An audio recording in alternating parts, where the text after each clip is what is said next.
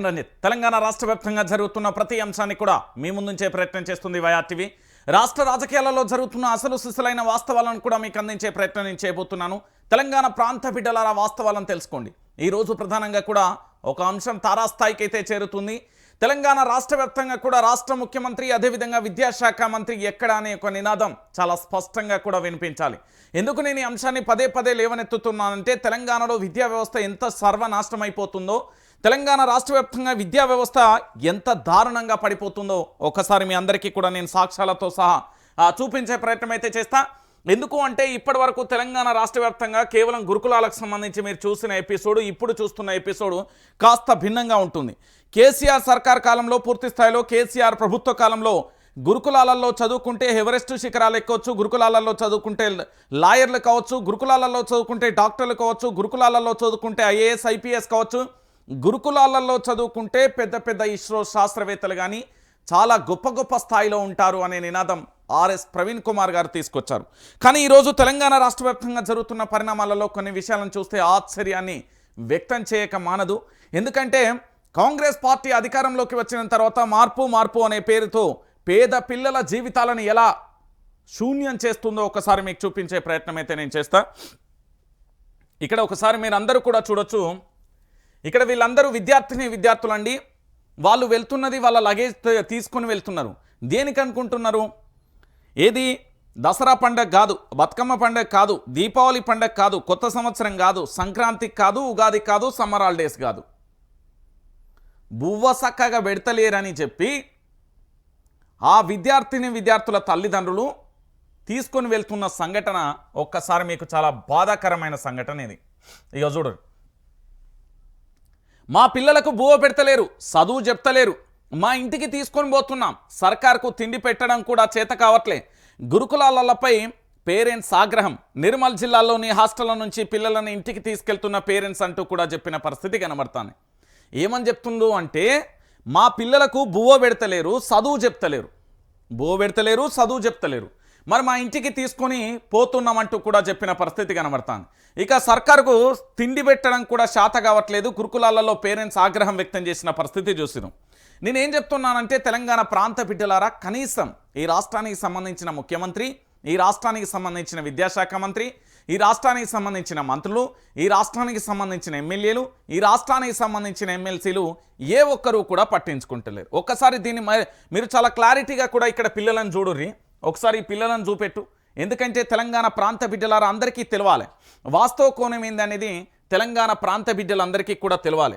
బుక్కులు పట్టుకొని ఇంటికి వెళ్తున్న పరిస్థితి కనబడతాను. అంటే మన కాంగ్రెస్ ప్రభుత్వం ఎంత అద్భుతంగా పనిచేస్తుంది రేవంత్ రెడ్డి అన్న అంటే, ఇగో ఇది బ్యాగు, ఇగో విద్యార్థిని వాళ్ళ అక్క, చూడుర్రి మీరే, బ్యాగులు చదువుకొని వెళ్ళిపోతుర్రు ఇంటికాను. ఇగో వీళ్ళందరూ పేరెంట్స్ అండి. ఇగో ఇవన్నీ, ఇగో ఇక్కడ బ్యాగులు మొత్తం కూడా బ్యాగులు తీసుకొని ఇంటికి వెళ్తున్న పరిస్థితి కనబడుతుంది. అంటే తెలంగాణలో ఎలాంటి పరిస్థితులు ఉన్నాయి, ఏం కథ అనేది ఒకసారి మీకు పూర్తిగా కూడా నేను చూపించే ప్రయత్నం చేస్తాను. ఎందుకంటే తెలంగాణ ప్రాంత బిడ్డలందరికీ కూడా తెలవాలి కాబట్టి. ఇగో ఒకసారి చూడుర్రి, ఇక్కడ ఇక ఒక్కసారి చూడుర్రి, ఒక అవ్వను చూడుర్రి, ఇక్కడ చూడుర్రి బకీటా, దాంతోపాటు బ్యాగులు, ఇగో ఇక్కడ బ్యాగులు, ఇగో ఇక్కడ తల్లిదండ్రులు చూడుర్రి. సుశీల చదువు కూడా చెప్పడం లేదంటూ తమ పిల్లలను తీసుకెళ్తున్నారు. నిర్మల్ జిల్లా దివాలాపూర్ మండలంలోని కేంద్రంలోని కేజీబీవి పాఠశాల విద్యార్థినీలు పేరెంట్స్కు ఫోన్ చేసి తమ బాధలు చెప్పుకోవడంతో ఆదివారం పేరెంట్స్ పెద్ద సంఖ్యలో వచ్చారు. హాస్టల్లోని పరిస్థితులపై ఆరా తీశారు. అయితే అన్నం సరిగ్గా వండడం లేదని, అన్నంలో బొద్దింకలు వస్తున్నాయని చెప్పడంతో పేరెంట్స్ షాక్ అయ్యారు. దీనికి తోడు 18 రోజులుగా కూడా చదువు చెప్పడం లేదని తెలిసి ఆగ్రహం వ్యక్తం చేశారు. మా పిల్లలకు తిండి పెట్టడం కూడా ఈ ప్రభుత్వానికి చేత కావడం లేదు అంటూ పేరెంట్స్ మండిపడ్డారు. 15 రోజుల నుంచి ఫుడ్ సరిగ్గా పెట్టడం లేదని ఆగ్రహం వ్యక్తం చేశారు. ఇప్పటికే రాష్ట్రంలో ఫుడ్ పాయిజన్ సంఘటనలతో అనేక మంది పిల్లల ప్రాణాలు పోయినా కూడా ఈ ప్రభుత్వం మాత్రం చలనం రావడం లేదు. ఈ ప్రభుత్వంలో కాసింత చలనం కూడా వచ్చిన దాఖలా లేదు. ఇక హాస్టల్లో ఫుడ్ బాగోలేదని ఇక్కడ చదువుకొని ఇంటికి వస్తాడనుకున్న తమ కూతురు ఫోన్ చేసి ఏడుస్తుందన్నారు. గత 3 ఏళ్లుగా మంచిగా చదువుకున్న తమ కూతురు ఇప్పుడు కన్నీళ్లు పెడుతుందని అన్నారు. అన్నంలో బొద్దింకలు వస్తున్నాయని చెప్పిందన్నారు. తిండితో పాటు ఇప్పుడు చదువు కూడా కొద్ది రోజులుగా చెప్పడం లేదే అన్నారు. ప్రస్తుతం హాస్టళ్లలో పరిస్థితులు బాగోలేవని, ఇక్కడ ఉంచి తమ పిల్లల ప్రాణాలు పోగొట్టుకోలేమని, అందుకే తమ పిల్లల్ని ఇంటికి తీసుకెళ్తున్నట్టుగా చెప్పారు. గురుకులాలలో ఉంటున్న పిల్లలు ప్రభుత్వం మంచిగా చూసుకుంటుందన్న నమ్మకం లేదని పేరెంట్స్ చెప్తున్నారు.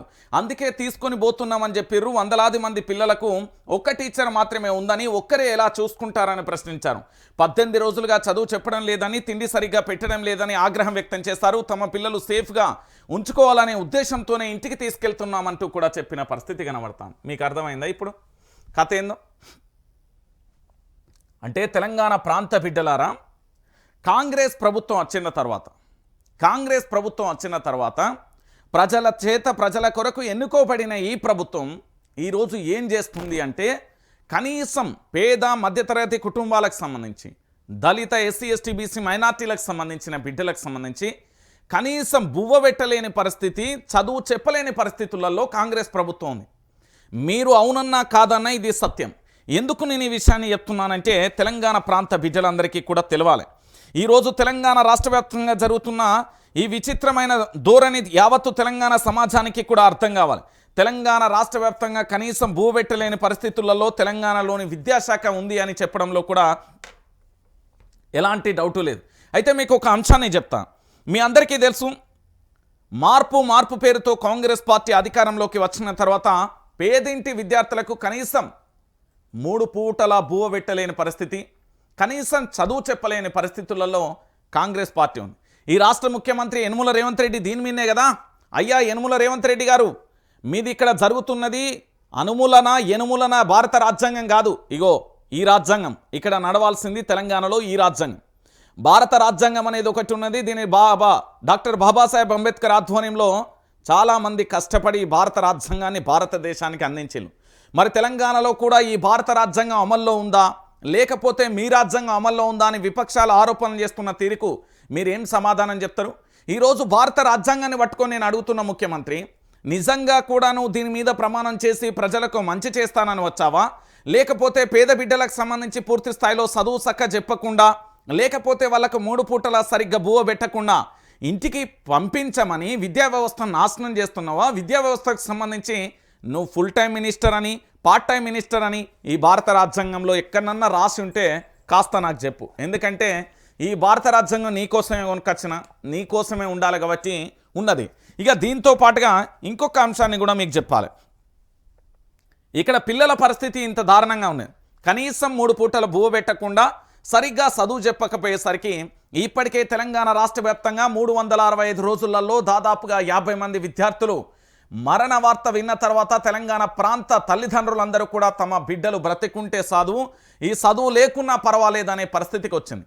ఇంకొక బాధాకరమైన విషయం ఏంటంటే, రోజు ఏదో ఒక చోట ఫుడ్ పాయిజన్ అవుతూ పూర్తి స్థాయిలో విద్యార్థులు అస్వస్థకు గురవుతూ ఆసుపత్రి పాలకు వెళ్తున్నా కూడా కనీసం స్థానిక ఎమ్మెల్యేలు కానీ, అక్కడ ఎంపీలు కానీ, అక్కడ ఎమ్మెల్సీలు కానీ, లేకపోతే అక్కడ ముఖ్యమంత్రి కానీ, మంత్రులు కానీ చలనం లేకుండా పోయింది అనేది వాస్తవం. సరే, వీళ్ళ విషయాన్ని పక్కన పెడితే రాష్ట్ర ముఖ్యమంత్రి గారికి సంబంధించి, దాంతోపాటు రాష్ట్రానికి సంబంధించిన ఐఏఎస్ ఐపీఎస్లకు సంబంధించి పూర్తి స్థాయిలో ఎక్కడైనా స్పందిస్తున్నారా అంటే అధికారులు కూడా స్పందించే పరిస్థితి కనబడుతుంది.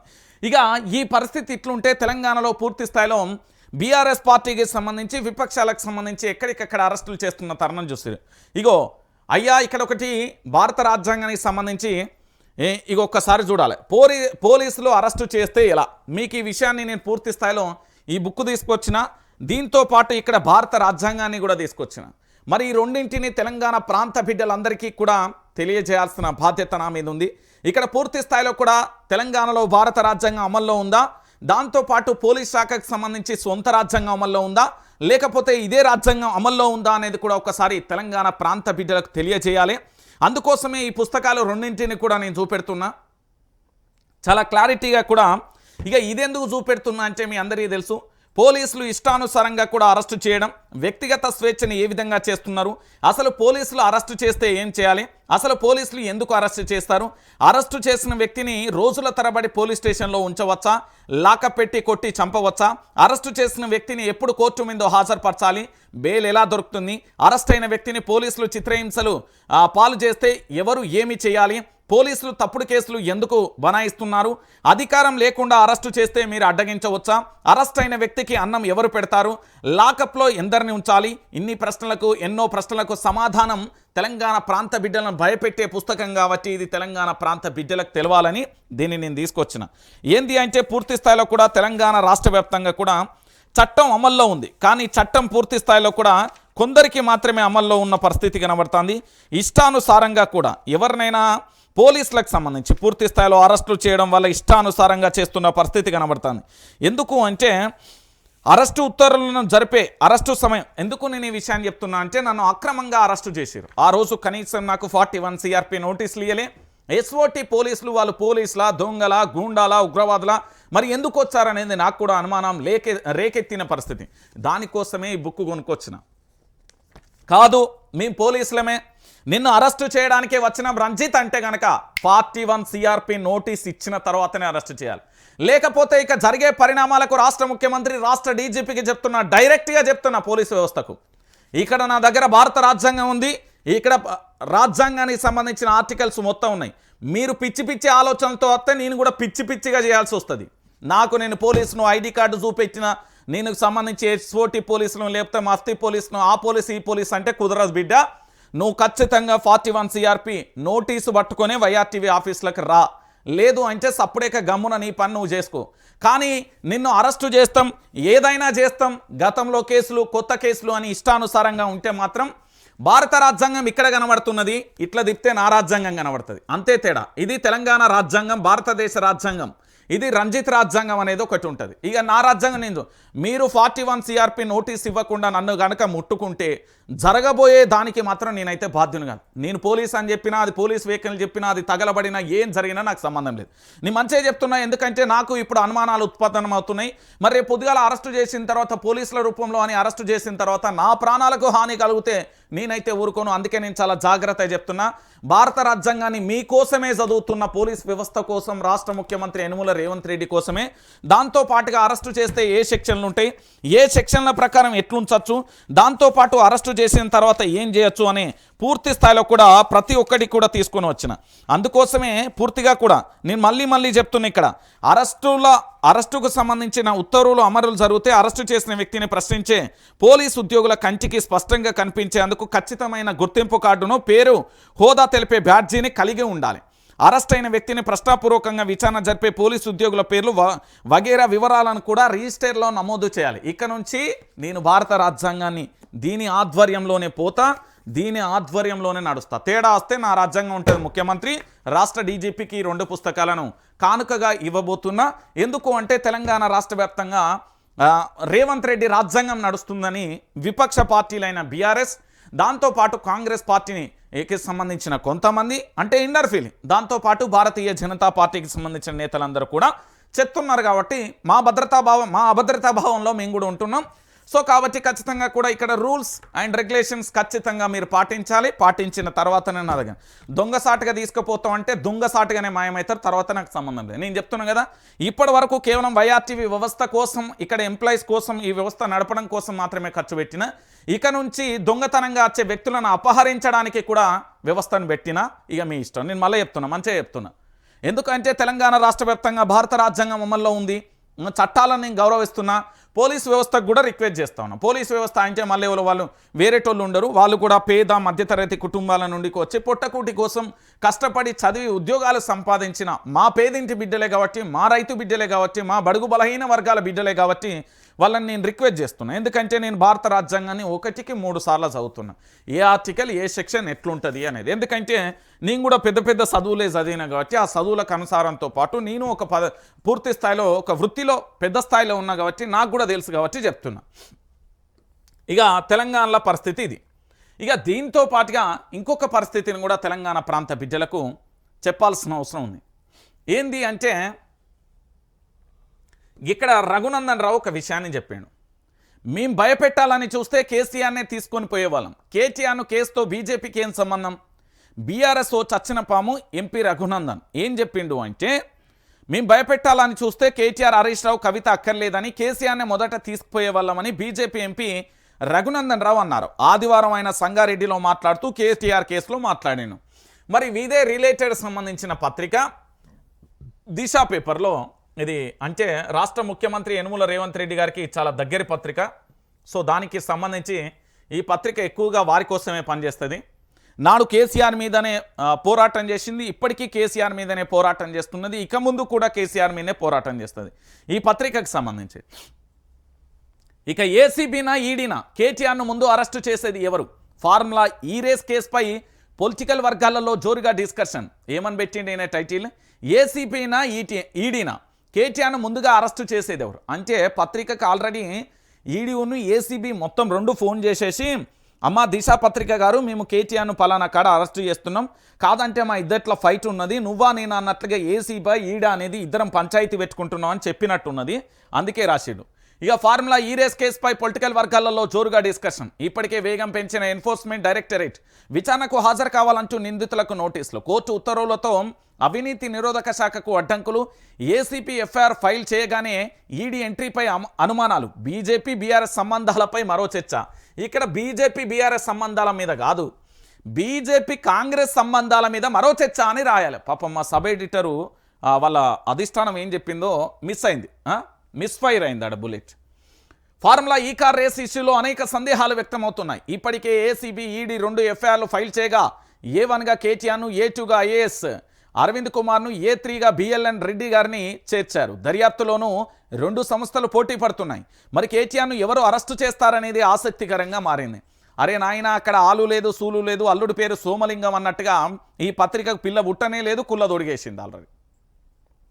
దిశ పత్రికకు ఎంత తొందర అంటే అది పొయ్యి మీద బువ్వ పెట్టనే లేదు, తినాలిగా. పొయ్యిలా ఏంది మరి బొగ్గులు బుక్తాడో లేకపోతే నిప్పులు బుక్తాడో తెలియదు, అంత అధ్వానంగా మారిపోయింది.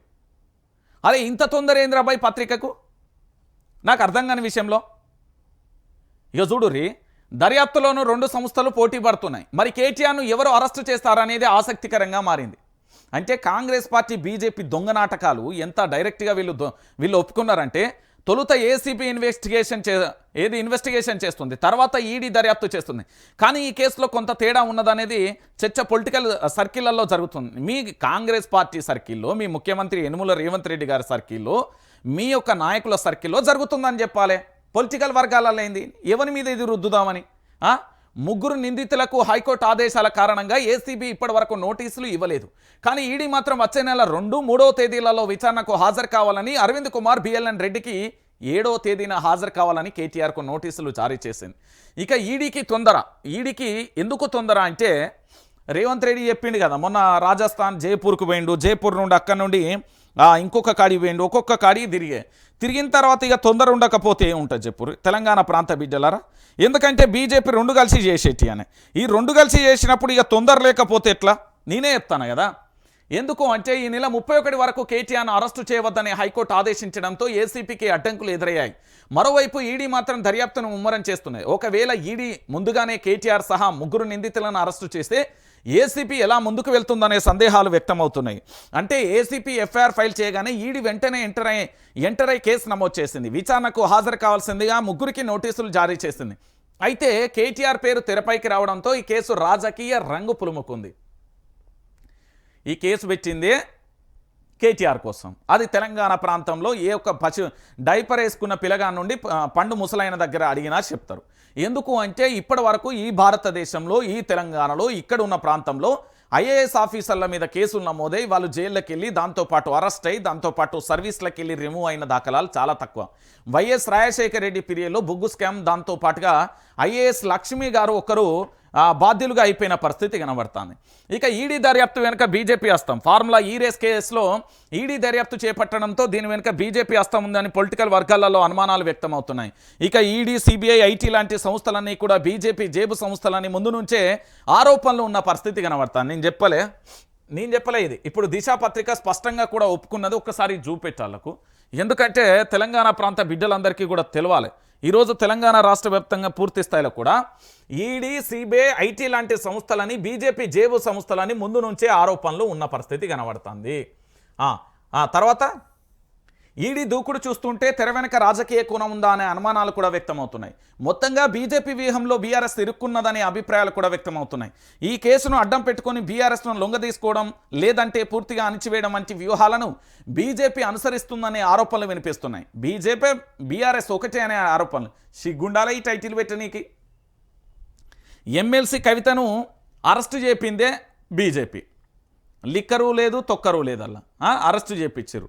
దాంతో పాటు ఇప్పుడు కాంగ్రెస్ అంటే ఆర్ఎస్ఎస్ కార్యకర్త ప్రస్తుత రాష్ట్ర ముఖ్యమంత్రి యనుమల రేవంత్ రెడ్డి గారు కాంగ్రెస్ పార్టీలో ఉండి బీజేపీ భావజాలం కలిగిన మా ముఖ్యమంత్రి గారు బీజేపీతో కేంద్రంలో మంత్రులు తెలంగాణలో కలవనట్టు వాళ్ళు మూసి మీద పోరాటం చేస్తే వాళ్ళని పట్టించుకోవాలి కానీ ఢిల్లీకి వెళ్ళి శాల్వలు కప్పి మరీ సపోర్ట్ చేయమని చెప్పింది ఈ కేసు కోసమే. బీజేపీ బీఆర్ఎస్ ఒక్కటని ముందు నుంచి ఆ కాంగ్రెస్ ఆరోపిస్తుంది. తాజాగా ఫార్ములా ఈ రేస్ కేసు విషయంలోనూ ఆ రెండు పార్టీల సంబంధాలపై మరోసారి చర్చ జరిగే అవకాశం ఉన్నట్లుగా రాజకీయ ఇవ్వలేడు దిశా పేపర్ చెప్తున్నది. కేటీఆర్ను అరెస్టు చేస్తే ఒక రకంగా, అరెస్టు చేయకుంటే మరో రకంగా ప్రచారం చేసే అవకాశం ఉందని దిశా పత్రిక చెప్తున్నది. ఎందుకు నేను ఈ విషయాన్ని చెప్తున్నా అంటే నిజంగా మనం ఒప్పుకుందాం, నిజంగా కనుక ఇక్కడ భారతీయ జనతా పార్టీ బీఆర్ఎస్ ఒకటైతే ఈ కేసులన్నీ ఎందుకు పెట్టుకుంటుంది నాకు చెప్పు. ఈ కాంగ్రెస్ ప్రభుత్వాన్ని వడగొట్టి ముఖ్యమంత్రిగా కేటీఆర్నో, హరీష్ రావునో, కవితనో లేకపోతే కేసీఆర్నో ఎవరినో ఒకరిని పెట్టి పరిపాలన చేయొచ్చు కదా. నేనేమంటున్నానంటే ఈ కథ ఎంత దిశా పేపర్కి అంతా ఎందుకు ఆగమో నాకు ఏం అర్థమవుతలేదు. దిశా పేపర్కు మరి అంత ఆ ఎగ్జైట్మెంట్ ఎందుకో, అంత ఆనందం ఎందుకో, అంత ఉత్సాహం ఎందుకో నాకు అర్థమవుతలేదు. మరి అధికార పార్టీ నుండి ఏమైనా మామూలు గట్టి యాడ్స్ బాగానే ఇస్తానట్టున్నారు, దానికోసం రాస్తున్నట్టు. ఇక రేపటి తీర్పు ఆధారంగా ఈ కేసులో ఏసీబీ వేగం పెంచాలంటే మంగళవారం హైకోర్టు ఇచ్చే తీర్పుపైనే ఆధారపడి ఉంటుందని అధికారులు చెప్తున్నారు. ఆ తర్వాత ఏసీపీ ముందుకు వెళ్ళే అవకాశాలు ఉన్నాయని ఉంటాయని అభిప్రాయాలు వ్యక్తమవుతున్నాయి. అంటే ఇక్కడ ఒకసారి ఏడవయ మన రఘునందన్ అన్న కోసం ఇదంతా చదివాను నేను. రఘునందన్ అన్న ఏం చెప్పిండు అంటే, రఘునందన్ రావు చెప్పే విషయం ఏంటంటే మెంబర్ ఆఫ్ పార్లమెంటు నిజంగా భారతీయ జనతా పార్టీ ఫోకస్ పెట్టేది ఉంటే మేము ఆల్రెడీ కేసీఆర్నే తీసుకుపోయేటోళ్ళం అని అంటున్నారు. అంటే ఈ దేశంలో రాజకీయాలు ఎంత అధ్వానంగా తయారైనాయని చెప్పడానికి ఇది మొదటి ఉదాహరణ. రెండోది, ఈరోజు తెలంగాణ రాష్ట్ర వ్యాప్తంగా పత్రికలు అనేది ఎంత పొలమారిపోయినాయి అంటే ఎంత కరపత్రాల్లా మారిపోయినాయి అనేది రెండో ఉదాహరణ. మూడోది, ఇక్కడ ఏసీబీ వెంటనే ఈడీ ఎంటర్ కావడానికి ఎంత రాజకీయ ప్రమేయం, రాజకీయ ఒత్తిళ్లు ఉన్నాయనేది మూడో అంశం. నాలుగోది, సెంట్రల్కు సంబంధించిన సిబిఐ కానీ, ఈడీ కానీ, ఐటీ కానీ, ఇతరత్ర దర్యాప్తు సంస్థలని కూడా భారతీయ జనతా పార్టీ జేబు సంస్థలు అనేది కూడా చెప్తున్న పరిణామాలు కనబడుతుంది. అంటే తెలంగాణ రాష్ట్ర వ్యాప్తంగా భారతీయ జనతా పార్టీకి సంబంధించి ఎంత కుట్రపూరితంగా కాంగ్రెస్, రెండు జాతీయ పార్టీలు కలిసి ఒక ప్రాంతీయ పార్టీని నాశనం చేయడానికి ఎలా పూనుకున్నాయని చెప్పడానికి ఇది ఉదాహరణ. ఇక ఇంతకంటే విషయం ఇంకొకటి లేదు. కేటీఆర్కు సంబంధించి కేటీఆర్ అనే ఒక వ్యక్తి గురించి నేను మళ్ళీ చెప్తున్నా.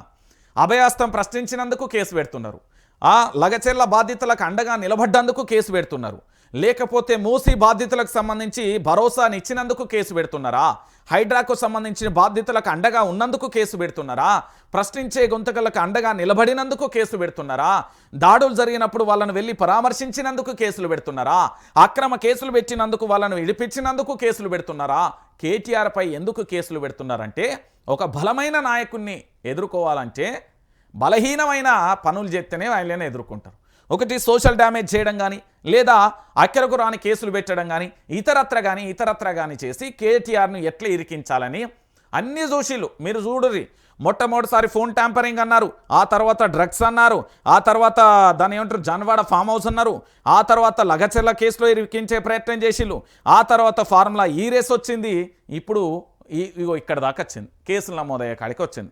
అంటే అనేక రకాలుగా కేటీఆర్పై అనేక రకాలుగా కుట్రలు చేస్తూ ఇక్కడ దాకా వచ్చారు. అంటే తెలంగాణ ప్రాంత బిడ్డలారా, మీరు ఆలోచించాల్సిన విషయం ఏంటంటే ఇక్కడ అరెస్టే లక్ష్యంగా, మీరు మళ్ళీ చెప్తున్నా, అరెస్టే లక్ష్యంగా ఒక వ్యక్తిని ఎంత డ్యామేజ్ చేయాలో సోషల్ డ్యామేజ్ చేసిలు. మంత్రి కొండా సురేఖకు సంబంధించిన వ్యాఖ్యలు చూసాం. దాని తర్వాత నమస్తే తెలంగాణలో అనేక మంది ఫోటోలను పెట్టి సోషల్ మీడియా స్టార్ను పెట్టి కేసీఆర్ పరువును ఎట్లా తీయాలనో చూసిలు. ఆ తర్వాత పూర్తి స్థాయిలో కూడా కేటీఆర్ మీద అసభ్య పదజాలంతో మాట్లాడిన ఏ ఒక్కరి మీద కూడా ఎఫ్ఐఆర్ నమోదు కాలే. కానీ నిజాలను మాట్లాడి సత్యాలను మాట్లాడిన వాళ్ళకు, సత్యమేవే జయతి అన్న వాళ్ళకు మాత్రం ఇబ్బందులు ఎదురవుతున్నాయి ఈ తెలంగాణలో. కాబట్టి తెలంగాణ ప్రాంత బిడ్డలారా గుర్తుపెట్టుకోరి, మనం అందరం కూడా నమ్మాల్సిందిని మళ్ళీ చెప్తున్నా, ఈ తెలంగాణలో మనం నమ్మాల్సింది భారత రాజ్యాంగాన్ని మాత్రమే. ఈ రాజ్యాంగమే మనకు దైవం, ఈ రాజ్యాంగమే మనకు రక్షణ, ఈ రాజ్యాంగమే మనకు జీవనం, ఈ రాజ్యాంగం ఉంటేనే మనం బ్రతుకుతాం, ఈ రాజ్యాంగం కోసం ఈ రాజ్యాంగాన్ని ఎవడైనా అవహేళన చేస్తే మన పరిస్థితి ఎట్లుంటుందో కూడా చూసుకున్నాం. సో మొత్తానికి భారత రాజ్యాంగమే మనల్ని కాపాడుతుంది, చట్టాలను గౌరవించుర్రి. సో నేను పూర్తిగా చెప్తున్నా, ఇక్కడ భారత రాజ్యాంగానికి సంబంధించి ఖచ్చితంగా న్యాయం జరుగుతుంది. ఇక దాంతోపాటుగా మరొక అంశాన్ని కూడా చూడొచ్చు. భయపడే బ్లడ్ కాదు, మాది భయపట్టే బ్లడ్. కేసులకు భయపడం, ప్రభుత్వాన్ని ప్రశ్నించినందుకే నా మీద, రామన్న మీద కేసులు. గురుకులాలను నడపడం సర్కార్కు చేత కావడం లేదు. పబ్లిక్ ఫ్రెండ్లీ పోలీసింగ్ పోయింది, కాంగ్రెస్ ఫ్రెండ్లీ పోలీసింగ్ వచ్చింది. తెలంగాణ సంస్కృతిపై దాడి సహించం, కాంగ్రెస్ మోసాలను నిలదీయాలి. నిజామాబాద్ పర్యటనలో ఎమ్మెల్సీ కవిత అంటూ కూడా చెప్పిన పరిస్థితి కనబడుతుంది. నిన్న ఎమ్మెల్సీ కవితకు సంబంధించి పూర్తి స్థాయిలో కూడా ఒక సభ సక్సెస్ చేసింది. ఎందుకు అనేది కూడా నేను చెప్తా. భారీ బహిరంగ సభ నిజామాబాద్లో జరిగింది. భయపడే బ్లడ్ కాదు, మాది భయపెట్టే బ్లడ్. నిజామాబాద్ బహిరంగ సభలో ఎమ్మెల్సీ కవిత కేసీఆర్ను ఎదుర్కొనే దమ్ము ధైర్యం లేక ఆయన బిడ్డలమైన కేటీఆర్ తనపై కేంద్ర రాష్ట్ర ప్రభుత్వాలు కలిసి కేసులు పెడుతున్నాయని ఎమ్మెల్సీ కవిత ఆరోపించారు. మాది భయపడే బ్లడ్ కాదని భయపెట్టే బ్లడ్ అన్నారు. తప్పు చేయలేదని, ఎట్టి పరిస్థితులలో భయపడమని అన్నారు. ఎన్ని కేసులు పెట్టినా నిప్పు కనికలల్లా బయటకు వస్తామని అన్నారు. ఆదివారం నిజామాబాద్ పర్యటనకు వచ్చిన కవితకు స్థానిక బీఆర్ఎస్ నాయకులు ఘన స్వాగతం పలికారు. ఇందల్వాయి టోల్ గేట్ దగ్గర గజమాలతో స్వాగతం పలికారు. బతుకమ్మలు, బోనాలు, డప్పులతో పాటు కుల వృత్తుదారులతో కలిసి భారీ ర్యాలీ నిర్వహించారు. సుభాష్ నగర్లోని తెలంగాణ తల్లి విగ్రహానికి పూలమాల వేశారు. అనంతరం బహిరంగ సభలో కవిత మాట్లాడుతూ అనేక ఇబ్బందులు వచ్చినా, కష్టాలు ఎదురైనా పిడికిలి ఎత్తి అన్నింటినీ ఎదిరించి వచ్చినానని అన్నారు. తాను నిప్పులాంటి నిజామాబాద్ బిడ్డనని, దేనికి భయపడనని తేల్చి చెప్పారు. పోరాటం చేసి రాష్ట్రాన్ని తీసుకువచ్చిన వాళ్ళమని, గట్టిగా నిలబడతాం, ప్రజల పక్షాన పోరాటం చేస్తామని తెలిపారు. కేంద్రాన్ని ఎదిరించి ప్రశ్నిస్తే బీజేపీ కేసులు పెడుతుందని ఆరోపించారు. రాష్ట్రంలో అక్రమ కేసులపై గురించి చెప్పనవసరం లేదని ఎద్దేవా చేశారు. ముఖ్యమంత్రి పేరు మర్చిపోయినా, రైతులు భూములు ఇవ్వలేకపోయినా, సోషల్ మీడియాలో పోస్టులు పెట్టినా, ప్రభుత్వాన్ని విమర్శించినా సీఎం రేవంత్ రెడ్డి కేసులు పెట్టిస్తున్నారని మండిపడ్డారు. రేవంత్ రెడ్డి ఎందుకు భయపడుతున్నారని ప్రశ్నించారు. నిజాన్ని ఫేస్ చేయలేరా అంటూ కూడా ప్రశ్నించారు. బరువు ఎత్తుకొని బాధ్యత భుజాన వేసుకున్న వాళ్లకు ఓపిక ఉండాలని సూచించారు. ఆ విషయం మర్చిపోయి ఎదురు మాట్లాడితే కేసులు పెట్టే పరిస్థితి వచ్చిందన్నారు. ప్రభుత్వం ఎన్నికలకు ముందు ఇచ్చిన హామీలు అమలు చేయడంలో పూర్తిగా విఫలమైందని మండిపడ్డారు. మహాలక్ష్మి స్కీమ్ రాలేదని, మహిళలకు 2500 ఇస్తలేరని, డిగ్రీ చదువుకున్న ఆడపిల్లలకు స్కూటీల పంపిణీ ఏమైందని నిలదీశారు. కళ్యాణ లక్ష్మి కింద తులం బంగారం ఇవ్వలేదని, మైనార్టీలకు ఇచ్చిన ఒక్క హామీని కూడా కాంగ్రెస్ సర్కార్ అమలు చేయలేదని ఆగ్రహం వ్యక్తం చేశారు. ఇందిరమ్మ ఇల్లు, రైతు భరోసాపై ప్రభుత్వం మాట్లాడడం లేదని తెలిపారు. కాంగ్రెస్ ప్రభుత్వం రైతులు, మహిళలు, యువత, ఉద్యోగస్తులను, కార్మికులతో పాటు అన్ని వర్గాలను మోసం చేసిందని మండిపడ్డారు. హామీల అమల్లో రేవంత్ సర్కార్ విఫలమైందని, గ్రామాన హామీలపై కాంగ్రెస్ నాయకులను నిలదీయాలని కవిత పిలుపునిచ్చారు. ఊరుకుంటే ప్రభుత్వం కదలదని, ప్రతి ఒక్కరూ ప్రభుత్వాన్ని ప్రశ్నించాలని అన్నారు. రాష్ట్రంలో కేసీఆర్ ప్రభుత్వం ఉన్నప్పుడు పీపుల్స్ ఫ్రెండ్లీ పోలీసింగ్ ఉంటే ఇప్పుడు కాంగ్రెస్ ఫ్రెండ్లీ పోలీసింగ్ వచ్చిందని విమర్శించారు. రాష్ట్రంలో పోలీస్ జులుం నడుస్తుందని మండిపడ్డారు. పోలీసులనే కాంగ్రెస్ కార్యకర్తలు కొట్టే రోజులు వచ్చాయన్నారు. అటు గురుకులాలకు నడపడానికి కూడా ప్రభుత్వానికి చేత కావడం లేదని ఆగ్రహం వ్యక్తం చేశారు. ప్రభుత్వం నిర్లక్ష్యం కారణంగా ఇప్పటికే 57 మంది పిల్లలు చనిపోయారని, ఇంకెంతమంది నీ పొట్టను పెట్టుకుంటారని ఆగ్రహం వ్యక్తం చేస్తారు. ఉద్యోగాల పేరుతో సీఎం రేవంత్ రెడ్డి యువత తప్పుదో పట్టించారని, ఏడాదికి 2 లక్షల ఉద్యోగాలు ఇస్తామని చెప్పి ఇప్పటి వరకు కేసీఆర్ ఇచ్చిన నోటిఫికేషన్లకే ఉద్యోగాలు ఇస్తున్నారని వివరించారు. CM Revanth Reddy AP CM చంద్రబాబును శిష్యుడని, అందుకే తెలంగాణ సాంప్రదాయాలు, సంస్కృతిపై దాడి చేస్తున్నారని ఆరోపించారు. తెలంగాణ తల్లి స్థానంలో కాంగ్రెస్ మాతను ఏర్పాటు చేశారని, తెలంగాణ తల్లి నుంచి బతుకమ్మను మాయం చేసి తెలంగాణ ఆడబిడ్డలను రేవంత్ రెడ్డిని అవమానించారని ఆగ్రహం వ్యక్తం చేశారు. రాబోయే రోజులలో గులాబీ జెండా శకమే వస్తుందని, అందులో సందేహం లేదని తేల్చి చెప్పారు.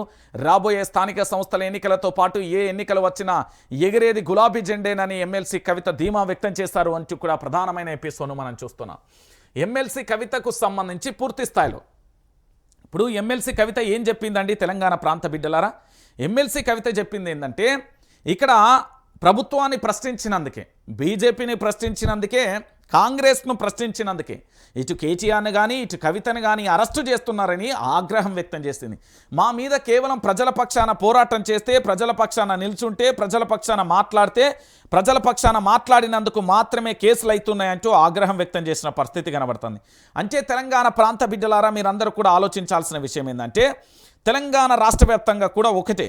ఇక్కడ విషయం ఏంటంటే తెలంగాణ ప్రాంత బిడ్డలందరికీ కూడా తెలవాల్సిన విషయం, తెలంగాణ ప్రాంత బిడ్డలారా కేవలం ప్రభుత్వాలను ప్రశ్నించినందుకు మాత్రమే, ప్రభుత్వాలను ప్రశ్నిస్తున్నందుకు మాత్రమే ఇక్కడ అక్రమ కేసులు పెడుతున్నారు తప్ప వేరే విషయం లేదనేది తెలంగాణ ప్రాంత బిడ్డలందరూ కూడా తెలుసుకోవాలి. ఎందుకు నేను ఈ విషయాన్ని చెప్తున్నానంటే కేటీఆర్ కవిత ప్రశ్నించినందుకే జైలు వేలు అంటే 100కు 1000% బెయిలు. కేవలం ప్రభుత్వాన్ని ప్రశ్నించినందుకు మాత్రమే అరెస్టులు చేయడం, కేసులు పెట్టడం పరిపాటిగా మారిపోయింది. ఇది యావత్తు తెలంగాణ సమాజం తెలుసుకోవాలి.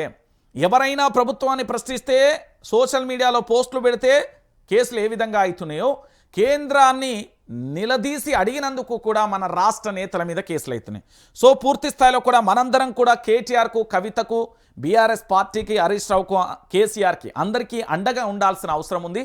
సో మొత్తానికి కవిత మాత్రం సంచలనమైన వ్యాఖ్యలే చేసింది. భయపడే బ్లడ్ కాదు బిడ్డ, భయపట్టే బ్లడ్ అంటూ కూడా నినాదాలు చేసింది. అంటే ఒక్కసారి మీరు అందరూ కూడా ఆలోచించాల్సిన విషయం. ఇక తెలంగాణలో రణం మొదలైంది. ప్రొఫెసర్ జయశంకర్ గారు చెప్పినట్టు తెలంగాణలో మరో ఉద్యమానికి శ్రీకారం చుట్టిర్రు. ఇక కేటీఆర్ మీద పెట్టిన కేసులన్నీ కూడా ఏమన్నారు, తుస్సు కేసులే అనే విషయం కూడా బయటకు వస్తుంది. అవన్నీ కూడా అతి త్వరలోనే బట్టబయలు కాబోతున్నాయి. సో పూర్తిగా కూడా అక్రమ కేసులను పెట్టి భయపెట్టిస్తున్నారు తప్ప ఇక్కడ ఏమీ లేదు అనే విషయాన్ని కూడా గుర్తుపెట్టుకోవాలి. ఇక దాంతోపాటు రైతు భరోసా కోసం ఒంటికాలు పైన నిరసన. రైతు భరోసా రేవంత్ సర్కార్ మోసాన్ని ఎండకడుతూ హనుమకొండ జిల్లా కమలాపూర్ మండలం పగిడిపల్లి గ్రామ రైతులను వినూత్నంగా నిరసన తెలిపారు. రుణమాఫీ చేయాలని, రైతు భరోసా వెంటనే ఇవ్వాలని ఒంటికాలపై నిలబడి తమ నిరసన తెలియజేశారు. రుణమాఫీ విషయంపై కలెక్టర్కు వినతి పత్రం అందించినప్పటికీ కూడా ప్రయోజనం లేకుండా పోయిందని వాపోయారు అంటూ కూడా ప్రధానమైన అంశానికి సంబంధించి కూడా హైలైట్ చేశారు. రైతు భరోసా కాంగ్రెస్ ప్రభుత్వం ఇస్తుందా అండి ప్రజలారా? మీకు కాంగ్రెస్ ప్రభుత్వం ఒక్కటే కాదు, కేసీఆర్ కిట్ ఇయ్యలే, దాంతోపాటు రైతు రుణమాఫీ చేయలే, పూర్తిగా రైతులకు సంబంధించి పూర్తి స్థాయిలో కూడా రైతు భరోసా ఇయ్యాలి, రైతుకు సంబంధించిన బీమా ఇస్తలేదు, రైతులకు సంబంధించి పూర్తి స్థాయిలో అన్నింట్లా నామాలు పెట్టింది. ఆ తర్వాత అన్ని వర్గాలకు కూడా పెడుతుంది. ఈ ఒక్క వర్గమైన ఏం లేదు కానీ రైతులను కాంగ్రెస్ పార్టీ, ఇప్పుడు ఇందిరమ్మ రాజ్యం అంటే వేరండి, ఇది కల్తీ కాంగ్రెస్ రాజ్యం అండి. కాంగ్రెస్ పార్టీలో 3 వర్గాలు ఉన్నాయి. ఒకటి ఢిల్లీ కాంగ్రెస్, రెండోది తెలంగాణ కాంగ్రెస్, దాంతోపాటు మూడోది కల్తీ కాంగ్రెస్, నాలుగోది కూడా ఉన్నది, 4 ఉన్నాయి. ఇంకోటి నిజమైన కాంగ్రెస్. ఇన్ని కాంగ్రెస్లో ఒక కాడ ఎట్లుంటాయి చెప్పుర్రి? ఆల్రెడీ కాంగ్రెస్ పార్టీకి సముద్రం దాంట్లో ఏదైనా ప్రశ్నించవచ్చు, ఏమైనా చేయొచ్చు అనేది ఒకప్పుడు ఉండే. ఇప్పుడు అలాంటి పరిస్థితి లేదు కదా. ఇప్పుడు ఏది మాట్లాడినా కూడా హుకుం అయిపోతుంది. ఇక మన మంత్రులు ఏమో మాట్లాడుతున్నారు. బచ్చన్న నీకు చెప్పిన కదనే, నీ చేతిలో ఏమి లేదే, మొత్తం ఆయనే రేవంత్ రెడ్డికి సంబంధించి బచ్చన్న పాపం ఎంత కష్టపడ్డ ముఖ్యమంత్రి, ఇక భవిష్యత్తులో అవుతాడు కావచ్చు కానీ ఇప్పుడు బచ్చన్నను మాత్రం అనవసరంగా ఏంటంటే గుంజుకొచ్చి కాంట్రవర్సీలు వేసే ప్రయత్నం చేస్తున్నాడు రేవంత్ రెడ్డి. రైతు భరోసా ఇప్పట్లో కష్టమే, సబ్ కమిటీలో కుదరదని ఏకాభిప్రాయం, మరోసారి భేటీ అవ్వాలన్న నిర్ణయం ప్రస్తుతానికి విశ్లేషణకే పరిమితం. రైతు భరోసా కొండలకియం, గుట్టలకియం, రాళ్ళకియం, చెట్టుకియం, పుట్టకియం, బండకియం, రోడ్డుకియం, కాల్వకియం, దాంతోపాటుగా వేటికి ఇయ్యమన్నట్టుగా ఈ నినాదం కాంగ్రెస్ పార్టీ చేస్తుంది. సరే మీరు ఇయ్యకూర్రి, మీరు దేనికి ఇయ్యమంటానా? భూమికి ఇరి, భూమిలో పంటకి ఇరి, ఆ భూమిలో చదును చేసిన పంటలలో ఏ పంట ఎత్తాలో చూసిరి, లేకపోతే కళ్ళను గిట్లా పెద్దగా చేసి సూచన్ని ఇరి అంటున్నారు రైతాంగం. ఇప్పుడు రైతులు ఏమంటలేరు, మేము ఆల్రెడీ పంటలు అన్నీ కూడా సాగు చేస్తున్నాం, మా పంటలకి ఏమని అడుగుతున్నారు. గత ప్రభుత్వం పెట్టిన స్కీమ్లను అమలు చేయమంటున్నారు. మేమేం గుట్టలకి ఏమంటలేము, రియల్ ఎస్టేట్ వ్యాపారులకి ఏమంటలేను, లేకపోతే వెంచర్లు వేసిన వాళ్ళకి ఏమంటలేను, రైతులకే ఏమని చెప్తున్నా. దానికి గిన్ని రోజులా అండి? ఒక వ్యక్తిని అరెస్టు చేయాలంటే 24 గంటలు కట్టదు. ఒక రైతుకు న్యాయం చేయాలంటే ఇన్ని రోజులు ఎందుకు పడుతుందా మంత్రులారా? మీకంటే 100 ఎకరాలు ఉన్నాయి, మీకంటే ఫామ్ హౌజులు ఉన్నాయి, మీకంటే ఆర్థికంగా ఉన్నాయి. పాపం రైతుకి ఏముంటుంది? బుక్కడి బువ్వ కోసం నేల తల్లిని నమ్ముకొని నేలను ముద్దాడి ఆ నేల తల్లితోనే జన్మించి ఆ నేల తల్లిలోనే జననం, ఆ నేల తల్లిలోనే మరణం ఉంటుంది రైతుది. పాపం ఆ రైతుకు బుక్కడంత సాయం చేయంటే చేస్తలేరు. పూటకో మాట నేనే కట్రామని నేనే పిట్టలు దొర్రని వెనకట వచ్చి ఉంటుంది కదా, అట్లా అయిపోయారు. పూటకో మాట మారుస్తున్నారు మంత్రులు. ఏ పూట పొద్దుగాల మాటనే, మధ్యాహ్నం పూటనే, రాత్రి మాటనే. 3 పూటలకు 3 మాటలు అయిపోతున్నాయి. ఇక మీ ఏది నమ్మాలి అంటున్నారు తెలంగాణ ప్రాంత బిడ్డలు.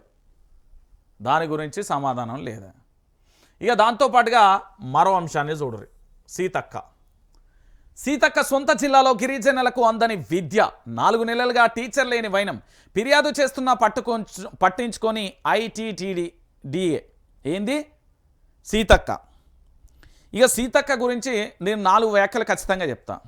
తెలంగాణ రాష్ట్ర వ్యాప్తంగా రాగానే నన్ను అరెస్టు చేసిన తరుణంలో నేను చెప్తున్నా, బహుశా ఆయన పేరు ఏసీపీ అనుకుంటా, ఏసీపీనో నాకు తెలియదు. అయితే నేను ఇండియన్ కాన్స్టిట్యూషన్ అంటే భారత రాజ్యాంగం మీద ప్రమాణం చేసి చెప్తున్నా.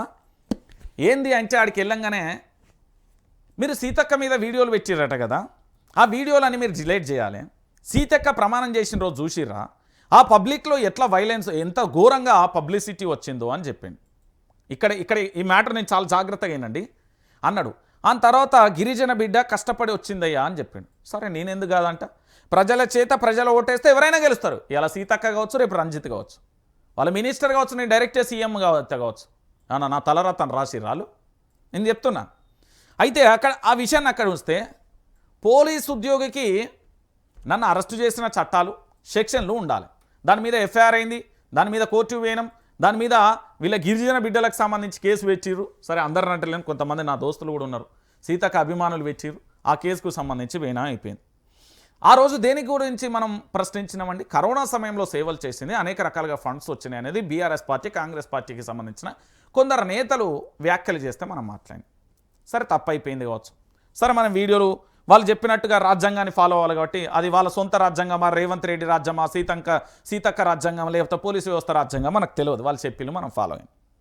మరి అదే పోలీస్ ఆఫీసర్ని నేను అడుగుతా ఉన్నా, మీ ఇంట్లో ఆడబిడ్డలు కొడుకులు అయితే ఉన్నారు కదా, మీ వాళ్ళు కాన్వెంట్ పెద్ద స్కూళ్ళల్లో చదువుతున్నారట కదా, మరి ఇక్కడ పాప చదువుతున్నది, వాళ్ళకు గిరిజనులకు అక్కడ టీచర్ 4 నెలలుగా లేదట.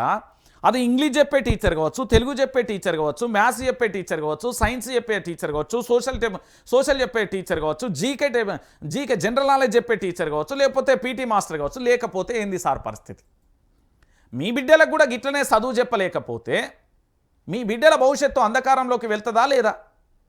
మరి వీళ్ళకు కూడా కావాలన్నట. ఇప్పుడు ఆ సారే వెళ్ళి మరి సీతక్కతో మాట్లాడి వీళ్ళకు టీచర్ను పెట్టిస్తాడని నేను ఆశిస్తున్నా, నేను అనుకుంటున్నా. ఓ మేడం కూడా పెద్ద స్థాయి వ్యక్తే పోలీస్ శాఖలో. వీళ్ళు ఒంటి మీద యూనిఫామ్ వేసుకొని పోలీసు వ్యవస్థ కోసం ప్రజలకు రక్షణగా చేస్తారా, లేకపోతే కాంగ్రెస్ పార్టీకి సంబంధించిన వాళ్ళకు నేతలకు సెల్యూట్ చేస్తారా నాకు అర్థమైతలేదు. నేనైతే పోస్ట్ గ్రాడ్యుయేషన్ పూర్తి చేసిన, పీజీ చదివిన, క్యాంపస్లోనే చదివిన, మంచిగానే చదువుకున్నా, నేను భారత రాజ్యాంగాన్ని చదివిన, నాకు వ్యవస్థల పట్ల ఉన్నది. 15 సంవత్సరాలుగా జర్నలిజం చేస్తున్నా, అంతకుముందు సివిల్స్ ప్రిపేర్ అయినా, అంతకుముందు గ్రూప్ 1 ప్రిపేర్ అయినా, చదువుకున్నా నేను కూడా. అంటే చదువుకున్నోడికే వీళ్ళు గిన్ని ధమ్కీలు ఇస్తుర్రు అంటే పేద మధ్యతరగతి పరిస్థితి ఏంది ఆడికి వెళ్తే? నా ప్రశ్న అండి ఇది నా మదిలో మెదిలిన ప్రశ్న. తెలంగాణ ప్రాంత బిడ్డలే ముందు పెడుతున్నా. నేనేమడుగుతున్నా, మంచి చెప్తున్నా, చెడు చెప్తున్నా. మొన్న సీతకు ఒక మంచి పని చేసింది, శభాష్ అన్న, నా ఆడబిడ్డ గర్వంగా చెప్పుకున్నా. మొన్న అయితే ములుగు జిల్లాకు సంబంధించి ఏదో అభివృద్ధి కార్యక్రమంలో ఎంబటే ఏదో స్పాట్లో ఏదో ఆపద అంటే ఎంబటే హెల్ప్ చేసింది. నేను అక్కడ శభాష్ అని చెప్పాను. నేనేమంటున్నానంటే ఎవరి డ్యూటీ వారు చేయర్రి, మీకు అవసరం లేదు. మీ డ్యూటీ మీరు చేయరు, వీళ్ళ డ్యూటీ వీళ్ళు చేస్తారు. ఈరోజు ఇక్కడ రేపు పొద్దుగాల భవిష్యత్తులో నేను చెప్తున్నా, సీతక్క బ్రాండ్ కాదు మోగాల్సింది. ములుగు జిల్లా నియోజకవర్గం తెలంగాణలో ఒక గజ్వెల్కు ముఖ్యమంత్రి అయిన తర్వాత గజ్వెల్ని ఎంత అభివృద్ధి చేసిండు. సిద్దిపేట పోతే ఇప్పటికీ నేను చెప్తున్నా, స్టిల్ రైట్ నౌ తెలంగాణలో అభివృద్ధి చెందిన నియోజకవర్గంలో నాకు తెలిసి సిద్దిపేట ప్రప్రథమంగా ఉంటుంది. అట్లా నియోజకవర్గాన్ని అభివృద్ధి చేయమంటున్నా, అక్కడి మండలాలను అభివృద్ధి చేయమంటున్నా, అక్కడి గ్రామాలను అభివృద్ధి చేయమంటున్నా, అక్కడ నాణ్యమైన విద్యను అందియమంటాను, అక్కడ నాణ్యమైన వైద్యం అంది అంటాను. ఇవన్నీ అందిస్తే రేపు పొద్దుగాల తిరుగుబాటు మొదలవుతుంది. ఇవన్నీ అందిస్తే రేపు పొద్దుగాల చైతన్యవంతులు అవుతారు. ఇవన్నీ అందిస్తే తిరుగుబాటు మొదలవుతుంది, ప్రశ్న మొదలైతే మళ్ళీ ఏమవుతుంది? పోరాటం మొదలవుతుంది. ఇందుకోసమే నియోజకవర్గాలను పూర్తి స్థాయిలో కూడా చేయరండి. ఇది విషయాన్ని గుర్తుపెట్టుకోవాలి. అదే హరీష్ రావుకు సంబంధించి దమ్మున్న లీడర్ కాబట్టి చేసిండు. మరి కొడంగల్ నియోజకవర్గంలో ఎందుకు సాధ్యమైతే లేదు? లగచెల్ల కానీ అక్కడ ఉండే తండాలు కానీ భూములు ఎందుకు ఏమంటలేం? ముఖ్యమంత్రి గారి మీద నమ్మకం ఉన్నా లేకపోతే ఇతరత్ర చదువుకున్నారు కాబట్టి, మేధావులు కాబట్టి, వాళ్ళు ఏది నిజాం కాలంలో పోరాటం చేసిన గడ్డ లగచెర్ల అనేది నేను చెప్తున్నా కదా.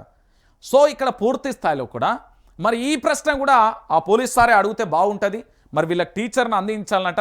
టీచర్ లేరాట సార్, మీరు అంత గొప్పగా చెప్పారు కదా, ఇవాళ కూడా మిమ్మల్ని రిక్వెస్ట్ చేస్తున్నా, మీకు దండం పెడతా, మీకు కాలు మొక్కన్నా మొక్తా. కానీ ఆ పోలీస్ ఆఫీసర్ సార్ ఇక్కడ వీళ్ళకు దాన్ని ఏమంటారు, టీచర్ కావాలన్నట.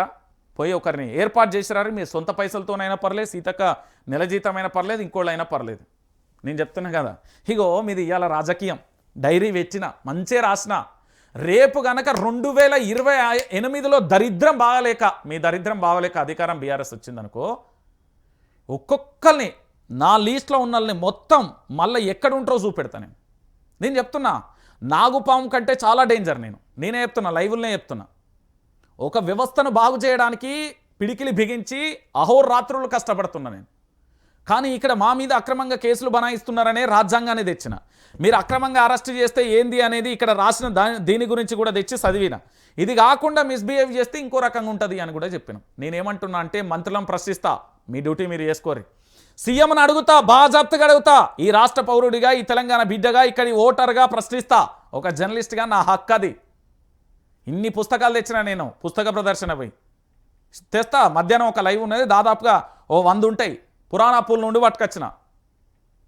అరే భయ్, ఎవరి డ్యూటీ వాళ్ళు చేయక బీఆర్ఎస్ భయ్, అప్పుడు నేను ప్రశ్నించిన కాంగ్రెస్ పక్షాన్ని ప్రశ్నించిన, ఇదే యనుమల రేవంత్ రెడ్డి నెలకు ఎంత ఇచ్చిండో అడుగు. మరి ఎంత ప్యాకేజీలు ఇచ్చాడు అరవమన్నాడు అడుగు.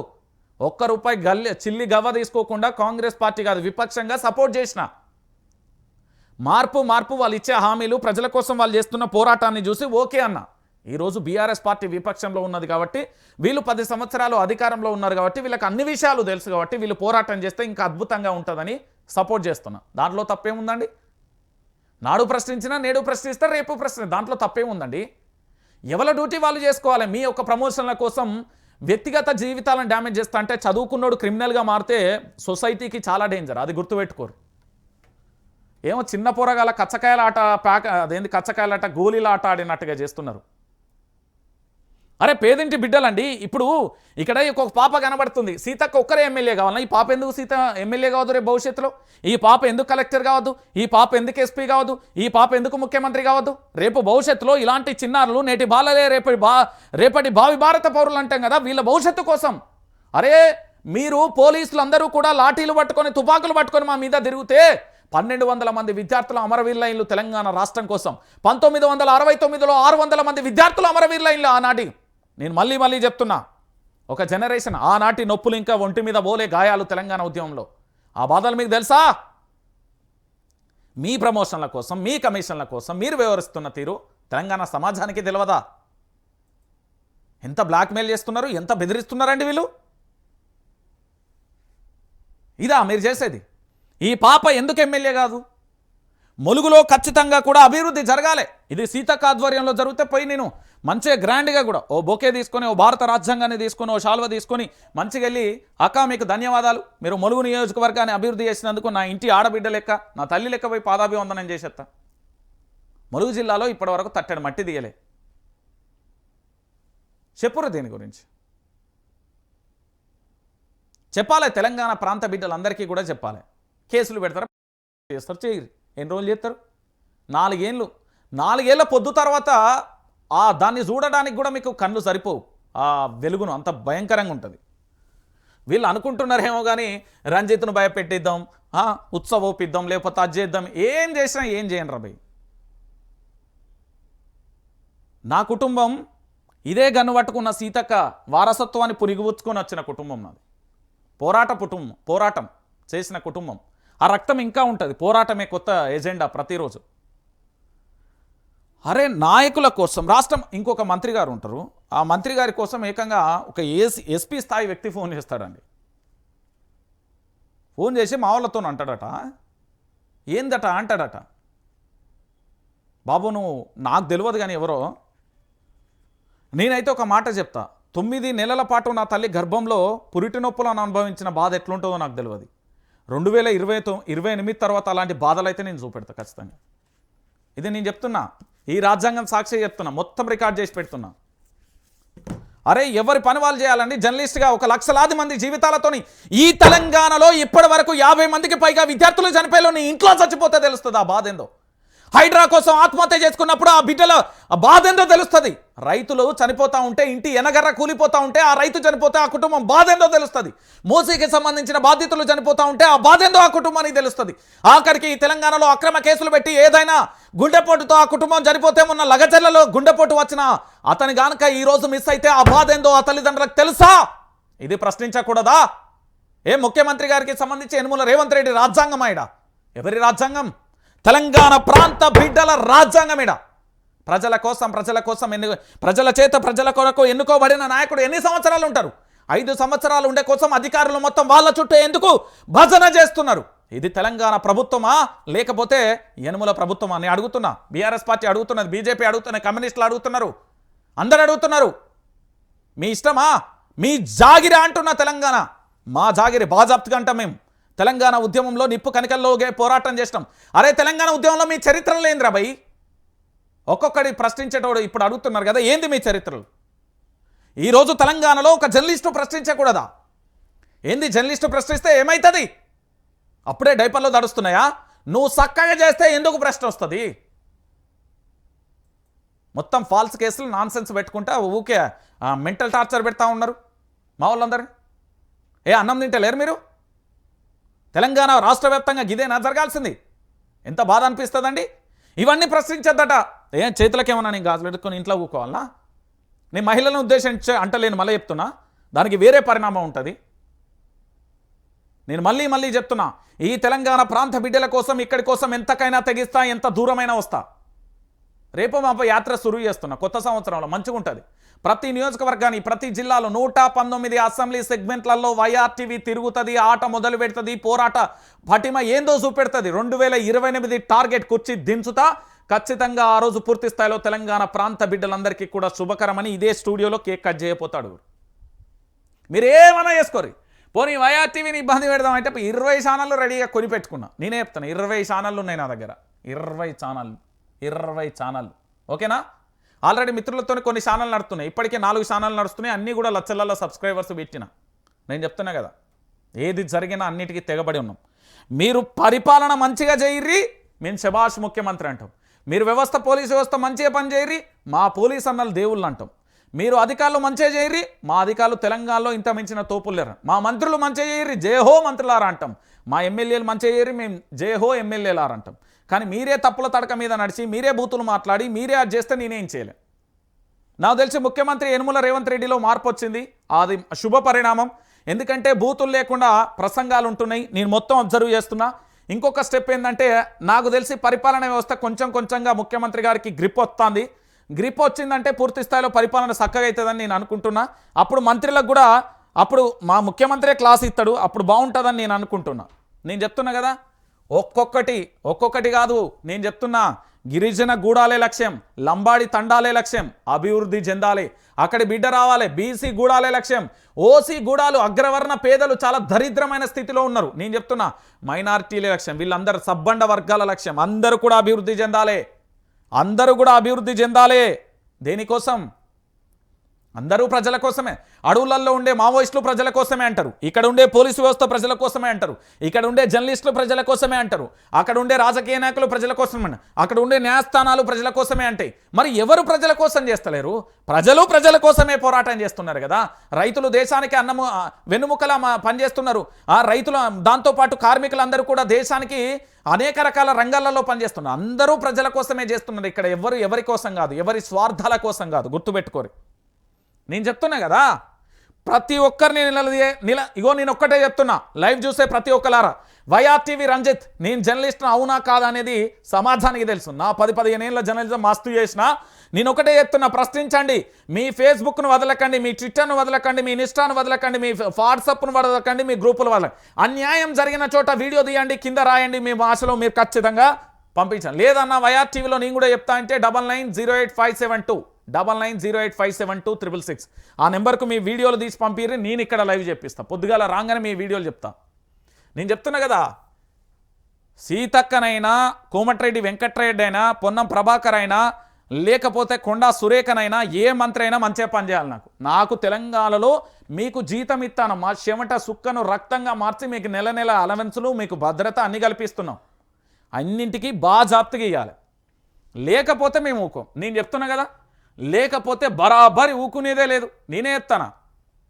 ఇగో ఇక చూడుర్రి, రాష్ట్రంలో ఆడబిడ్డకు భద్రత కరువైపోయింది. మహాలక్ష్మి పేరుతో ఓట్లు దండుకోవడం తప్ప వారికి రక్షణ కల్పించడంలో సర్కార్ ఫెయిల్ అవుతున్నది. రాష్ట్ర క్రైమ్ రేట్కు సంబంధించిన వార్షిక నివేదిక దీనికి అద్దం పడుతుంది. అత్యాచారాలు, దాడులు, లైంగిక వేధింపులు, చిన్నారులపై రేపులు, హత్యలు ఏటికేటి పెరుగుతున్నాయి. ఈ అంశంలో ప్రభుత్వ వైఫల్యం కొట్టొచ్చినట్టు కనబడుతుంది. మహిళలకు భద్రత కల్పించడంలో తగిన జాగ్రత్తలు తీసుకోకపోతే క్రైమ్కు అడ్డాగా మారే అవకాశాలు ఉన్నాయని పలువురు ఆందోళన వ్యక్తం చేస్తున్నారు. రోజు రోజుకు పెరుగుతున్న ఆగాయిత్యాలు, ఈ ఏడాదిలో రేపులన్నీ తలకాయ నాకు ఎక్కడ పెట్టుకోవాలో అర్థమవుతలేదు. 2945. ఈ సంఖ్యను చదవాలంటేనే బాధ అనిపిస్తుంది. నా ఇంట్లో నా తల్లి బాయికాడికి పోవాలన్నా, నా చెల్లి బడికి పోవాలన్నా, నా బిడ్డ బడికి పోవాలన్నా, నా అక్క ఉద్యోగానికి పోవాలన్నా కూడా భయం అయిపోయే పరిస్థితులు తీసుకొచ్చింది. మార్పు అంటే ఎంత అద్భుతంగా ఉందో ఆలోచించరు మీరే. ఫోక్సో కేసులలో పెరుగుదల, రాష్ట్రంలో పెరిగిన క్రైమ్ రేట్ 2024లో 22% పెరిగిందన్న డీజీపీ. సైబర్ నేరాలలో 43.33% పెరుగుదల. 20 టన్నుల గంజాయి సీన్, లగచర్ల ఘటనపై సమాధానం దాటవేత. ఫోన్ ట్యాంపరింగ్ కేసులో సిబిఐ సాయం. సంధ్యా థియేటర్ ఘటనలో పురోగతి. వ్యక్తిగత కారణాలతోనే పోలీసుల ఆత్మహత్యలు. క్రైమ్ రిపోర్టు విడుదల చేసిన డీజీపీ జితేందర్. వ్యక్తిగత కారణాలతో పోలీసుల ఆత్మహత్యలు, వ్యక్తిగతంగా లేదా కుటుంబ సమస్యలతో పోలీసుల ఆత్మహత్యలు పాల్పడుతున్నారని డీజీపీ జితేందర్ వివరణ ఇచ్చారు. పోలీస్ శాఖ పరంగా ఎలాంటి సమస్యలు లేవన్నారు. చాలా చోట్ల వ్యక్తిగత కారణాలతోనే ఆత్మహత్యలు చోటు చేసుకుంటున్నాయని చెప్పిన పరిస్థితి. జితేందర్ గారికి నేను రిక్వెస్ట్ చేస్తా ఉన్నా. సార్ నేనేమంటున్నానంటే, మీరు రాష్ట్ర డీజీపీ, ఐ రెస్పెక్ట్ యూ, నేను చాలా మిమ్మల్ని గౌరవిస్తా. ఎందుకంటే డీజీపీ ఈ 3 పదాలు నా జీవితంలో చాలా విలువైనవి. ఈ తెలంగాణ ప్రాంత బిడ్డల తలరాతను మార్చేటివి. నేనేమంటున్నానంటే సార్, మీ పోలీసుల అక్రమ కేసులు, అక్రమ వేధింపులు, అక్రమ అరెస్టులు ఆపమని చెప్పండి. దాంతోపాటుగా మీరు భారత రాజ్యాంగాన్ని గౌరవిస్తారు, మీతో పాటు అందరినీ గౌరవించమని చెప్పండి. దీన్ని ఫాలో కమ్మని చెప్పండి. ఎందుకు అంటే రాజకీయ నాయకులకు పొద్దుగా లేస్తే సెల్యూట్ సార్, సెల్యూట్ సార్ ఏమొస్తుంది సార్? నాకు అర్థం కావట్లేదు. వాళ్ళ చుట్టూ ప్రదక్షిణలు ఎందుకండి? రాజకీయ నాయకుల ఇళ్లలో పోయి దావతులు ఏందండి? రాజకీయ ఇళ్లలో పోయి తాగుడు ఏందండి? రాజకీయ నేతల ఇండ్ల చుట్టూ ప్రదక్షిణలు ఏందండి? ఆఫీసర్స్ మీకు ప్రజలకు రక్షణ కల్పించమని ఇచ్చింది కదా. నేను జితేందర్ గారిని రిక్వెస్ట్ చేస్తున్నా, జితేందర్ గారు ప్లీజ్ ఐ రిక్వెస్ట్ యూ, మీరు పోలీసుల మీద కూడా నిఘా పెట్టండి. పెద్ద పెద్ద స్థాయి ఎస్ఐ నుండి మొదలు పెడితే, రైటర్ కాన్ నుండి మొదలు పెడితే మొత్తం మీ వరకు కూడా పోలీస్ వ్యవస్థ మీద కూడా నిఘా ఉండాలని నేను రిక్వెస్ట్ చేస్తా ఉన్నా. ఈరోజు ఖచ్చితంగా రిక్వెస్ట్ చేస్తా ఉన్నా. వీళ్ళు ఆర్థిక మూలాల కోసం, వాళ్ళ పదవుల కోసం, ప్రమోషన్ల కోసం రాజకీయ నాయకుడు ఎట్లయితే ఎంగిలితోనే ఆగమాగమైపోయి రజకరణ గోకరణ విలువిద్యలు నేర్చి ప్రజలను మోసం చేస్తారో, మీ వాళ్ళు ఆ బాటలోకి రాకూడదని రిక్వెస్ట్ చేస్తా ఉన్నా. ఈరోజు ఐఎమ్ రియల్లీ వెరీ సారీ. నేను చెప్తాను ఇట్లా అన్నందుకు. మీరు ఖచ్చితంగా కూడా మీ పోలీస్ వ్యవస్థ మీద నిఘా పెట్టండి. ఐఎమ్ రియల్లీ వెరీ సారీ చెప్తున్నా. ఎందుకంటే నేను చాలా చోట్ల చూస్తున్న సందర్భాలు కనబడుతున్నాయి, చాలా చోట్ల వింటున్న సందర్భాలు కనబడుతున్నాయి, చాలా చోట్ల ప్రెస్ నోట్లలో రాజకీయ నాయకులు చెప్తా అంటే వింటున్నా. అందరికీ చెప్తున్నా, రాష్ట్రానికి సంబంధించిన మాజీ ముఖ్యమంత్రి వర్యులు గౌరవ కల్వకుంట్ల చంద్రశేఖరరావు గారు, కేటీఆర్ గారు, హరీష్ రావు గారు, కవిత గారు కూడా పలు సందర్భాలలో చెప్పిలు పోలీసులు అతిక్రమించి చేస్తున్నారు, కేసులు అన్నీ కూడా చూస్తున్నామని చెప్తున్నారు. సో వీటన్నింటినీ కూడా మీరు దృష్టిలో ఉంచుకొని మీ పోలీసు వ్యవస్థ మీద కూడా నిఘా పెడితే బాగుంటుందని నేను రిక్వెస్ట్ చేస్తున్నా. ఇంకా రేవంత్ అన్న మార్పులో భాగంగా మహిళలకు మహాలక్ష్మి పేరుతోని ఎలాంటి ఈ రాష్ట్రంలో జరిగిందో మీకు తెలుసు. ఇంతకంటే దరిద్రాన్ని నేను నేను చెప్తున్నా కదా. రైట్. అన్న వచ్చినాడో అప్పు తెచ్చినాడో, రేవంత్ వచ్చినాడో అప్పులు తెచ్చినాడయ్యో. 385 రోజులు, 138,117 కోట్లు. వారెవ్వా, రేవంత్ సర్కారు చేసిన అప్పులండి ఇవి. చూడండి తెలంగాణ ప్రాంత బిడ్డలారా, 389 days, ఓన్లీ 1,38,117. ఇది మన రేవంత్ అన్న చేసిన అప్పులు. 385 రోజులలో దవాఖానా గట్టినవా సారు, 385 రోజులలో పాఠశాల గచ్చినవా సారు, 385 రోజులలో ప్రాజెక్టు గచ్చినవా సారు, 385 రోజులలో ఇందిరమ్మ ఇల్లు గచ్చినవా సారు, 385 రోజులలో ఏమి చేసినవు సారు? 138,117 కోట్ల రూపాయల అప్పు ఎవరి ఇంట్లోకి పోయింది రేవంత్ సర్కార్జీ? దానికి శ్వేతపత్రం రిలీజ్ చేస్తావా? శ్వేతపత్రాలు రిలీజ్ చేయగలరా? దయచేసి అడుగుతా ఉన్న రాష్ట్ర ముఖ్యమంత్రి యనుమల రేవంత్ రెడ్డి గారిని. I request. మీపై నాకు చాలా అపారమైన గౌరవం ఉంది.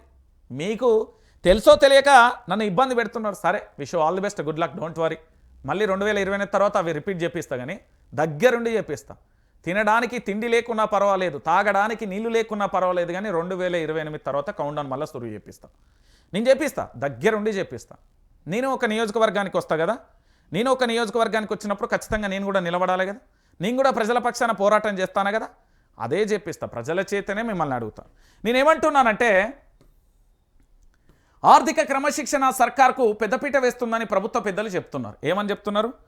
క్రమశిక్షణ, శుద్ధిని శుద్ధ పుస్తలకి ఇట్లా క్రమశిక్షణ చాలా అద్భుతంగా కూడా దుబారా ఖర్చులు చేయమే, ప్రతిదానికి ప్రతి రూపాయి లెక్క ఉండాలి వీళ్ళు చెప్పేటి. కానీ ఇక్కడ జరుగుతున్నది ఏంటి? కానీ అదంతా వట్టిదేనని అప్పుల లెక్కలు చెప్తున్నాయి. గత డిసెంబర్ వరకు తెలంగాణ రాష్ట్రం చేసిన అప్పులు 6,71,757 కోట్లు అంటూ శ్వేతపత్రం విడుదల చేసిన సర్కార్. అవి కేవలం 10 సంవత్సరాలలో జరిగింది. ఇన్ని అప్పుల అంటూ గత ప్రభుత్వంపై దుమ్మెత్తిపోస్తుంది. కానీ అధికారంలోకి వచ్చిన ఏడాదిలో 138,117 కోట్లు అప్పు చేసి తమ నిర్వాకాన్ని బయటపెట్టుకుంది. కేవలం 385 రోజులలో ప్రభుత్వం చేసిన అప్పది. ఇక వచ్చే జనవరి కూడా అప్పు తెచ్చి పెట్టుకుంది. దీంతో రేవంత్ సర్కార్ కాస్త అప్పుల రాజుగా మారిపోయింది. తాజాగా తనఖా పెంచిన 10,000 కోట్లు, కొత్త సంక్షేమ పథకాలు లేవు, ఒక భారీ ప్రాజెక్టు నిర్మాణం లేదు. ఏడాదిలో 1,50,000 కోట్లకు చేరువైన రాష్ట్ర అప్పు. ఆందోళన వ్యక్తం చేస్తున్న ఆర్థిక నిపుణులు.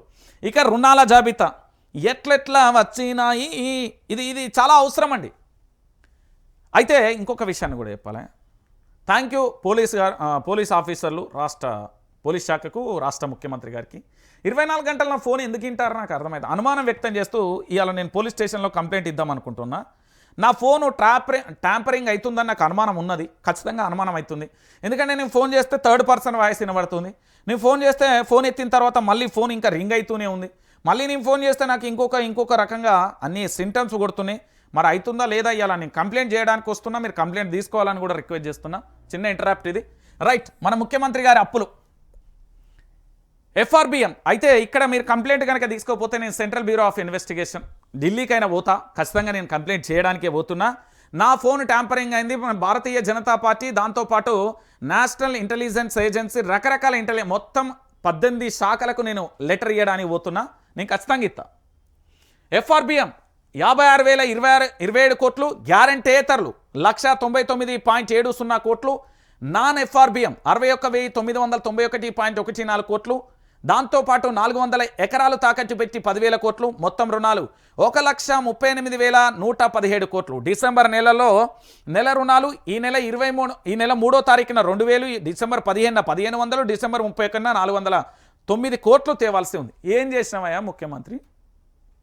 అయ్యా యనుమల రేవంత్ రెడ్డి గారు 1,38,117 కోట్లతోని 1,38,117 కోట్లతోని తెలంగాణలో ప్రాజెక్టులుగా ఇచ్చినవా, బడిగా ఇచ్చినవా, గుడిగా ఇచ్చినవా, ఏం గచ్చినావు? శ్వేతపత్రం ఏడా?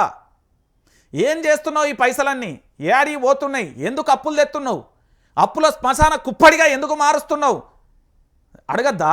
ఆ అప్పు నీ మీద పడది, మళ్ళీ నా మీద, ఒక సామాన్య పౌరుడి మీద పడుతుంది. ఈ తెలంగాణలో ఉన్న 4 కోట్ల మంది అప్పు కట్టాలి.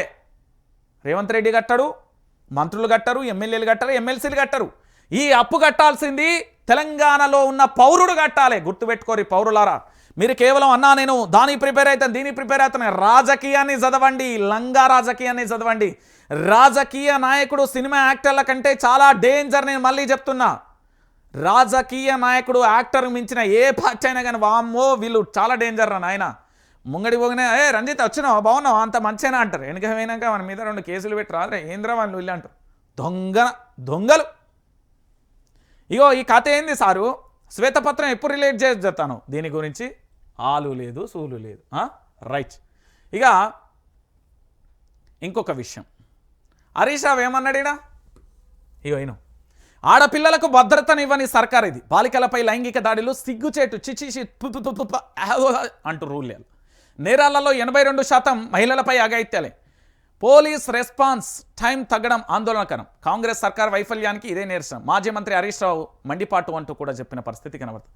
ఇక ఈ చెత్త న్యూస్ నేను చదవ, ఎందుకంటే అది అసలే మంచిది కాదు. దాని గురించి చదివి ఇంకా 4గురికి అవసరం లేదు. కానీ భద్రత విభాగంలో వైఫల్యం చెందింది, ఇదైతే వాస్తవం. సో దానికి భద్రత మరి ఎవరిస్తారు, ఏం కథ అనేది చూడాలి.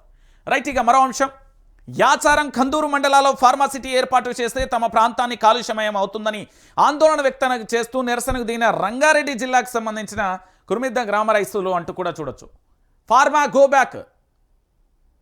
గో బ్యాక్ నినాదించిన కుర్మద్ద గ్రామ రైతులు ఫార్మాసిటీ వ్యతిరేకంగా ర్యాలీ. రద్దు చేసేదాకా మా పోరాటం ఆగదు, అధికారంలోకి వస్తే ఫార్మాసిటీ రద్దు చేస్తామని చెప్పిన మాట మార్చిన కాంగ్రెస్. ఆందోళన చేసి నేడు పదవులు రాగానే ముఖం చాటేసిన కాంగ్రెస్ నాయకులు శ్రీధర్ బాబు ఫార్మాసిటీ అంటుంటూ ఆ సీఎం ఏఐసిటీ ఫోర్త్ సిటీ అంటున్నారు. ఫార్మా వ్యతిరేక పోరాట సమితి ఆగ్రహం.